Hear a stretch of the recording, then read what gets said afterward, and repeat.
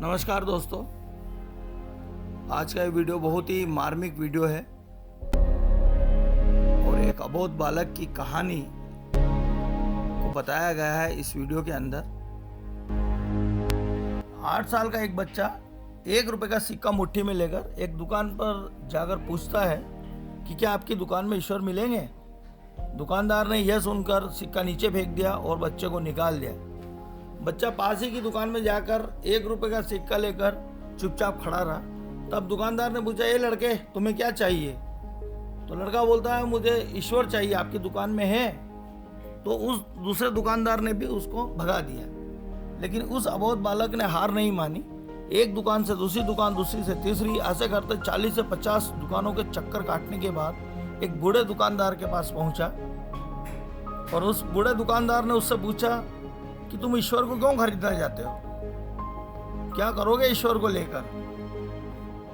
तो पहली बार एक दुकानदार के मुंह से यह प्रश्न सुनकर बच्चे के चेहरे पर आशा की किरणें लहराई और उसने सोचने लगा कि लगता है इसी दुकान पर ईश्वर मिलेंगे।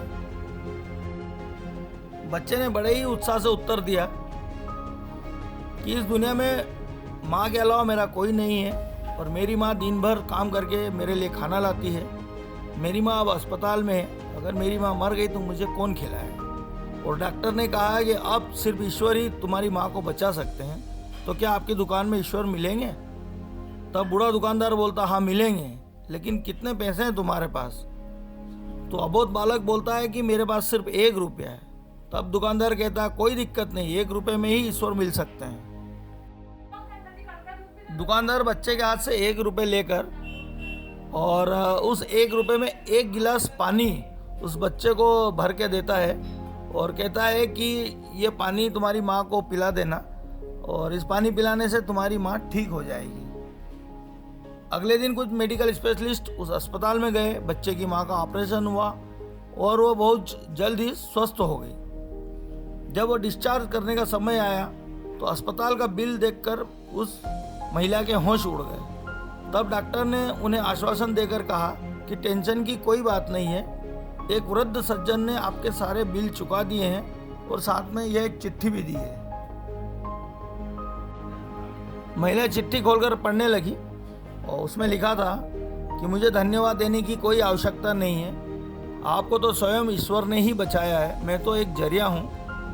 यदि आप धन्यवाद देना ही चाहती है तो अपने उस अबोध बच्चे को दीजिए जो ना समझ सिर्फ 1 रुपये ले करके ना समझो की तरह ईश्वर को ढूंढने निकल पड़ा।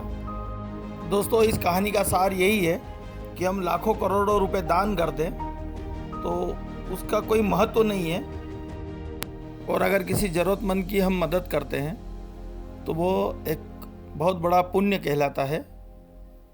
तो ईश्वर में सच्ची श्रद्धा और विश्वास का परिणाम होता है कि ईश्वर किसी न किसी रूप में आकर हमारी मदद करते हैं।